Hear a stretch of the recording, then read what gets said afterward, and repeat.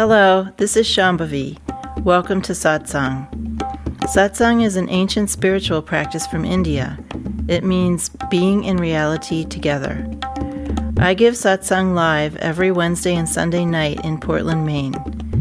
This Dharma talk was recorded during one of our Wednesday night gatherings. Please visit jayakula.org to learn more about the teachings. You can find video satsangs on Jayakula's YouTube channel, and my books are all available on Amazon.com. Much love to you, wherever and however you are.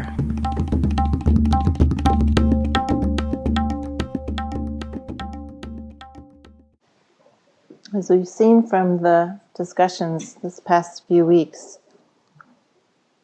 about pride and jealousy and envy, there's a lot of karmic tartar buildup.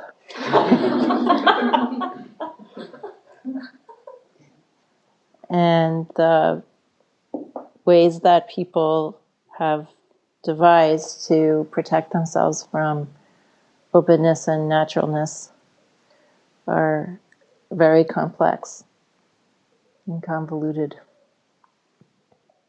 And yet at the same time, pretty much everybody wants to have their practice bear extraordinary fruit very quickly. There's somewhat of a contradiction here. So we go into the practice, many of us, with this idea about how great we're going to be at it. But that idea of our own greatness is only informed by all that build-up, right? It's not coming out of any sincere or honest or clear view of who we really are and what our capabilities really are. That desire for quick results, and more even than quick results, just quick greatness, is part of the tartar buildup.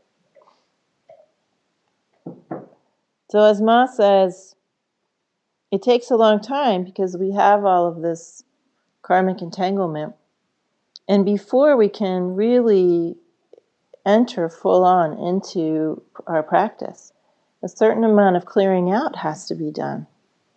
And this can take a very long time. When I say before we go full on into the path, I mean before we really have a deep taste of what it means to surrender into naturalness. That's what I mean by getting really full on into the path. Having a clear and embodied ability to surrender into naturalness and to have the practice begin speaking to us and doing us rather than us just doing the practice to get a certain result or just to become great. In order to be able to surrender like that into just the whatever of life, whatever's happening, we have to have some real confidence. And this is what is really the initial clearing out process, is the clearing out of karmic channel gunk. So then instead of just having willpower, or instead of just having enthusiasm, or instead of just having some willful desire to be great, or to please, or to get love, or to get something, we can have actual confidence. Because when we have confidence and it's not based on these other desires, then that's the only basis we have on which we can just surrender. If you need a car repair, you're not going to take it to a shop where you don't have confidence in their abilities or their honesty. Right? You'll feel very nervous leaving your car. Maybe you won't do it at all. But if you find a shop that you have confidence in, you know they do good work and you know they're honest, then you can leave your car, right? And feel relaxed. And whatever happens, you know will be okay. It's the same thing. You have to have some kind of confidence, real confidence, not just willfulness or some conceptual idea about something, or some faith in something or belief in something. That isn't confidence. There are a few different things that are blocking our confidence. These sort of beginning, middle, beginning karmic tartar buildups, right, that block our confidence. And we've seen all of them in our community.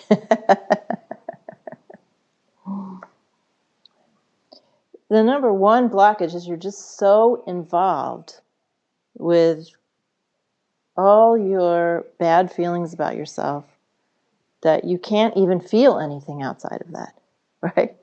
You have no access to your wisdom heart, or very little. And everything's just a big fantasy miasma. That is like trying to wade your way out of, some sort of swamp. So you have to do a lot of practice to clarify that stuff, a lot of purification practice for that stuff to begin to clarify. Another huge impediment is you are so trained to relate to everything with your ordinary intellectual mind that you're actually cut off from feeling anything outside of that. I've talked about this many, many, many times before, where in our culture we are so overtrained to rely on our regular, ordinary old mind that we actually, in an honest, innocent way, have lost the ability to tell the difference between thinking about something and actually experiencing it. We are experiencing everything through our intellect. The one symptom of this is people don't know the difference between thinking about something and visualizing it. Every once in a while someone will say, "Oh, I thought I was visualizing, but then I realized I was just thinking about it." What does visualizing mean? Visualizing means you actually see whatever it is you're visualizing. You mean like actually see it? There's like a disconnect there between thinking and actually experiencing something. So that's an impediment, because then you don't even know what it is you're surrendering into. You have no feeling for it, right? You're trying to find your way, but all you're doing is just thinking more. You're trying to think your way into living presence.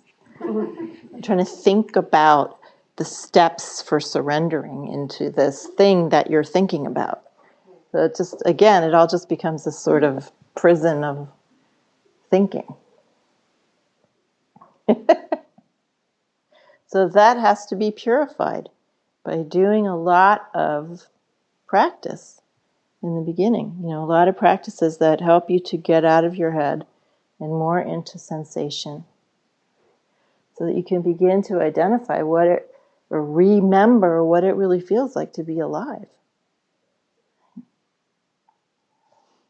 And then the third thing relates to what people have been talking about this past week after Sunday's discussion, which is you're so invested in being the best and in being right and in being the one, or whatever your favorite flavor of that is, some heavy duty investment in Titan realm, that you just can't stand it that there might be someone out there or some practice or some tradition that actually has it better than you do, that knows it better or can actually teach you or can actually show you something.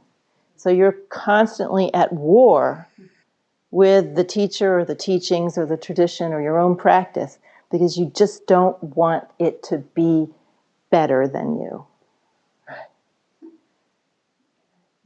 So you can't surrender, because that would mean admitting that you're not superior. Right? This relates to some of the stuff we've been talking about this week. You're only going to do practice on your own terms to prove your own superiority. You never can get anywhere that way.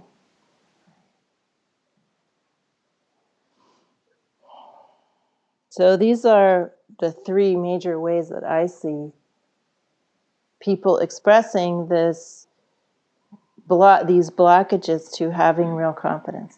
Confidence comes from real experience of essence, of living presence. And as Ma says, there are many things clogging up our channels, and we have to do purification. And depending on how strong these karmic patterns are, of our, relating to things with our intellect or with our pride or with our bad feelings about ourselves, then, it could take years and years and years or even lifetimes to clear these things out. And that's just the way it goes. However, you don't really need to do anything but keep going. Because you never know when that moment's going to come, as Ma says. You never know when that moment's going to come, when finally, that blockage is released. And you suddenly have a more alive and present experience that you can develop more confidence in, right? And really enter into the path. You just never know when that's going to happen. It could happen tomorrow, it could happen next lifetime. You don't know.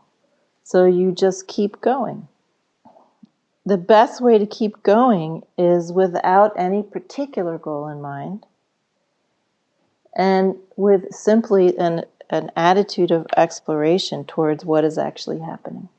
Try to be in the sensation, whether it's a physical sensation or energy sensation or emotional sensation, whatever it is, just try to be in that, whatever is actually happening, right? In the total scene of your practice, your total situation in your practice. Try to actually show up and be there for that and see what's actually there. Try to experience what's actually there as much as you can without the apparatus that you've built up. Once you have identified what that apparatus is, it is possible to step outside of it for fleeting minutes, right? It's possible to step outside of skepticism. It's possible to step outside of intellect, step outside of all this emotional detritus, detritus. How do you say that? Detritus. Step outside of your pride. It's possible to step outside of these things. Once you have identified their mechanism, right? Once you have identified their mechanism and you have identified, yes, I see, this is in my road, right?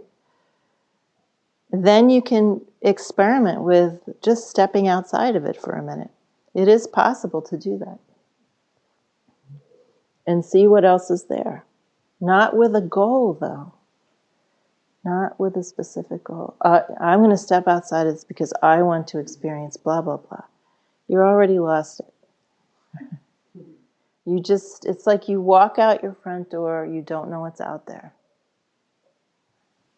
Every morning when you walk out, you don't think what it is you want to see out there when you first walk, right? You just walk out and you look around.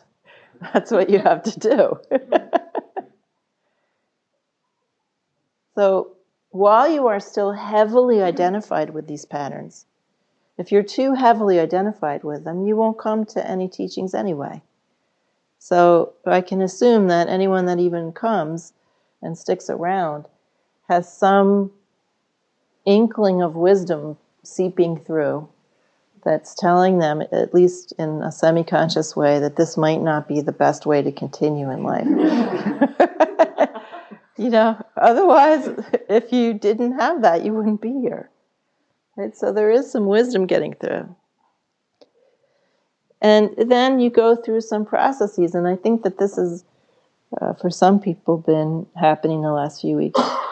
You begin to understand the mechanism more of what is in your way and all the things that you're doing and feelings that you're cultivating that are just keeping you locked up in this prison of this little self. And then you begin to just see them as mechanisms, right? They're just mechanisms, they're strategies. And that begins the process of disidentification. If you're still just going back to that lever, pressing on the lever, getting the cocaine over and over and over again, indulging in these patterns because they feel, at least in a kind of a booby prize way, they feel good. You can't you're not disidentified yet. But once having seen that mechanism and beginning to disidentify a little bit, then you can use your energy to step out of them. Right? There's enough, you get enough space. Like, there's a little space develops between you and that mechanism. Right. And then every once in a while you can escape. Right? You can just do this trick and escape for a minute or two while you're doing your practice. And just be out there without it. Okay? And then you get sucked back. But you just keep doing that. And keep being in the condition, the sensation of that moment, that time when you're out there.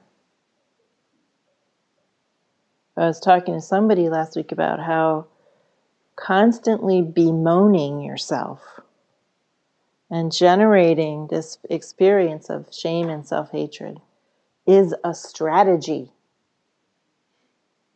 It's a strategy keeping you from having to actually live your life. You think it's a terrible problem that somehow was visited on you. It isn't like that. It's a strategy. You are generating these negative feelings so that you do not have to do things that scare you. Like live.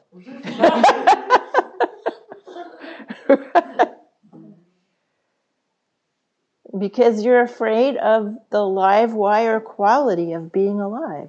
You're afraid of intimacy. And your misery is protecting you. It's like a shield. Instead of thinking of your misery as some sort of problem that you really, really want to get rid of, understand that it's a strategy that you're really, really holding on to. No. And that's actually what's going on.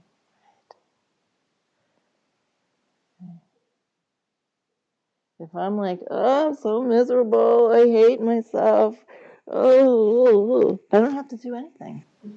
I don't have to be in touch with anyone. I don't have to really live, right? I'm just being miserable. That's my job. My self-appointed job. And all these things are strategies, and they all cover up fear. Taking refuge in your intellect, taking refuge in pride, they're all strategies.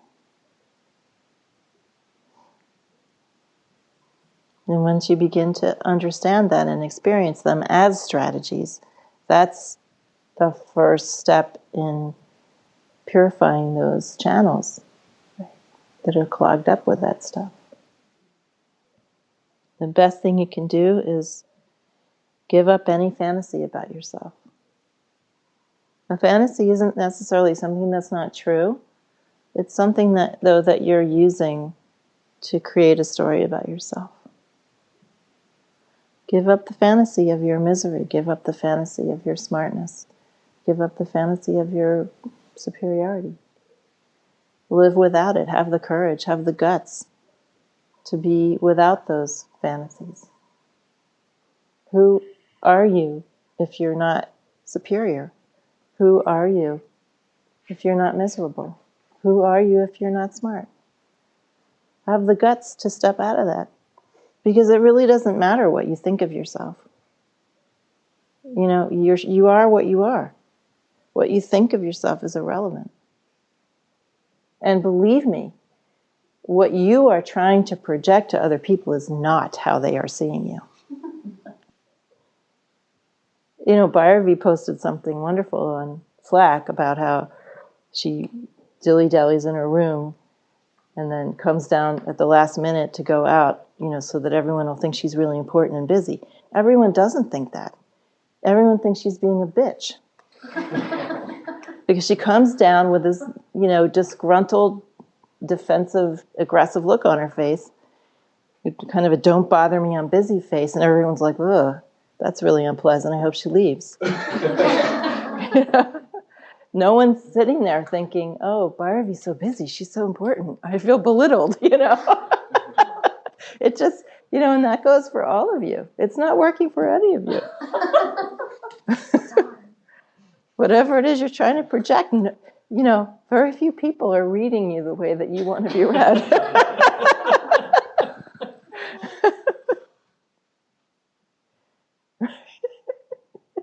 So even if you are smart, or even if you are better at something or other, or whatever, there's no, or even if you're miserable, there's no point in having any idea about yourself. That's just like useless apparel. Your idea about yourself is completely valueless. You're here, something is happening, you're doing stuff, you're in a web with other people. That's really all you can say about it. You're not actually a person with a description. That is not what you are. And like just shopping around your description of yourself is utterly valueless.